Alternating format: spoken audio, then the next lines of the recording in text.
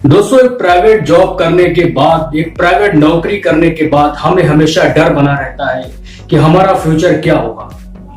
आखिर हमारे जीवन का गुजारा हमारे रिटायरमेंट के बाद कैसे होगा?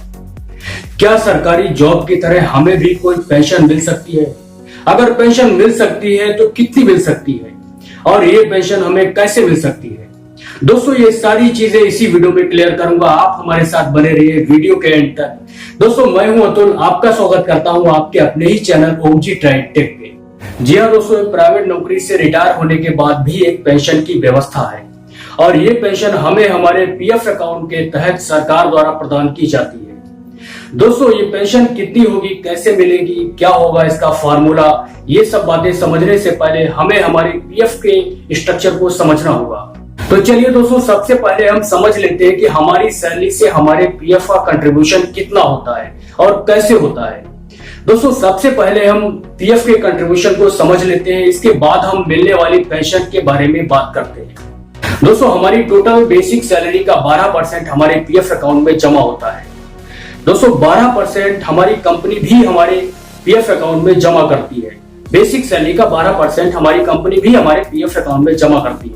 दोस्तों, जो पैसा हमारी सैलरी से हमारे पीएफ अकाउंट में जमा होता है इसे एम्प्लॉइज शेयर कहते हैं, और जो हमारी कंपनी बेसिक सैलरी का 12% हमारे पीएफ अकाउंट में जमा करती है इसे एम्प्लॉयर शेयर कहते हैं। दोस्तों, ये जो 12% कंपनी हमारे अकाउंट में पीएफ अकाउंट में जमा करती है, मतलब एम्प्लॉयर शेयर, ये दो भागों में डिवाइड हो जाता है। एक भाग 3.67% और दूसरा भाग है 8.33%।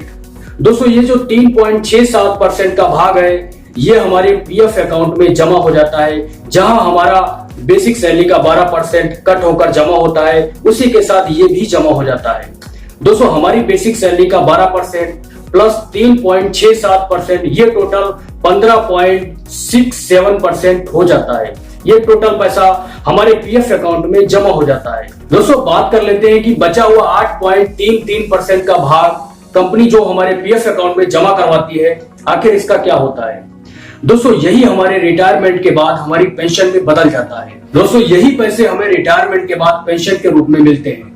दोस्तों, हमें कितनी पेंशन मिलती है, कैसे मिलती है, कितना अमाउंट हो सकता है, क्या कैलकुलेशन हो सकती है, ये सारी चीजें डिस्कस करूंगा। लेकिन इससे पहले हम समझ लेते हैं कि प्राइवेट नौकरी में मिलने वाली पेंशन का कुछ क्राइटेरिया भी होता है।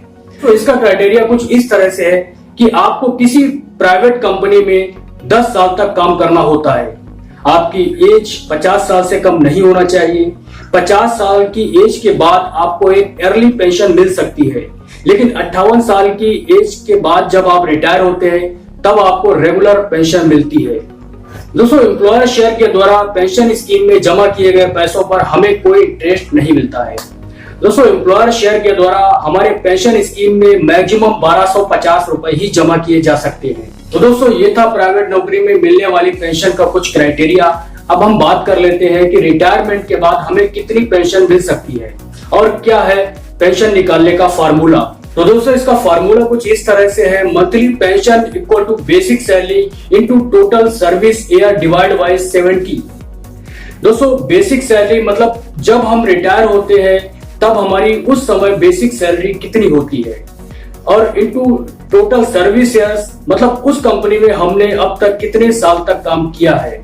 अगर आपने 30 साल तक काम किया है तो 30 साल के डिजिट फार्मूले में एंटर करना है। अगर आपने 25 साल तक काम किया है तो 25 साल के डिजिट फार्मूले में एंटर करना है, और एंटर करने के बाद इन सबको 70 से डिवाइड कर देते हैं तो हमें हमारी मिलने वाली मंथली पेंशन की कैलकुलेशन मिल जाती है। दोस्तों, जितनी कैलकुलेशन आती है यही डिजिट हमें उस समय हमें मंथली पेंशन के रूप में मिलती है। इसके बाद दोस्तों, ये ग्राफ दिया हुआ है, यहाँ पर अलग अलग डिजिट दी हुई है। अलग अलग डिजिट के हिसाब से कैलकुलेशन जो निकल कर आती है यही उस एम्प्लॉय की रिटायरमेंट के बाद पेंशन होगी। दोस्तों, यहाँ पर आप अपने हिसाब से इस फार्मूले में डिजिट को एंटर कर लीजिए और कैलकुलेशन कर लीजिए। इसके बाद जो कैलकुलेशन निकल कर आएगी वही रिटायरमेंट के बाद आपकी मंथली पेंशन होगी। दोस्तों, उम्मीद करता हूं कि हमारे द्वारा दी गई इंफॉर्मेशन आपको पसंद आई होगी। दोस्तों, अगर ये इंफॉर्मेशन आपको पसंद आई है तो प्लीज वीडियो को लाइक कीजिए, चैनल को सब्सक्राइब कीजिए, बेल आइकन के बटन को दबा दीजिए, क्योंकि हम आपके लिए रेगुलर इसी तरह के टेक्निकल कंटेंट्स लेकर आते रहते हैं। तो चलिए दोस्तों, मिलते हैं नेक्स्ट टाइम ऐसे ही किसी इंटरेस्टिंग वीडियो में। तब तक के लिए जय हिंद।